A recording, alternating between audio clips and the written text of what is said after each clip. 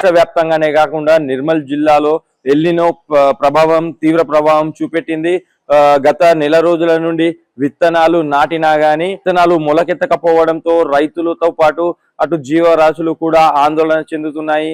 వర్షాలు పడకపోవడంతో రైతులు తీవ్ర ఆందోళనకు గురవుతున్నారు. లక్షల రూపాయలు ఖర్చు పెట్టి చేన్లలో విత్తనాలు మొలకెత్తకపోవడంతో అటు కప్పతల్లి ఆటలే కాకుండా గ్రామ నిర్వహిస్తున్నారు. గత 10 రోజుల నుండి బాసర మండల కేంద్రంలో వర్షాలు లేకపోవడంతో ప్రజలు తీవ్రంగా అల్లాడిపోతున్నారు. అయితే ముఖ్యంగా ఇవాళ బాసర అమ్మవారి ఆలయంలో అధికారులు ఏదైతే అయ్యో అంజనీదేవి సూచనల మేరకు ఆలయ ఈవో గంగా శ్రీనివాస్ ఆధ్వర్యంలో ఆలయ అర్చకులు వేద పండితులు వర్ణయాగం నిర్వహించారు.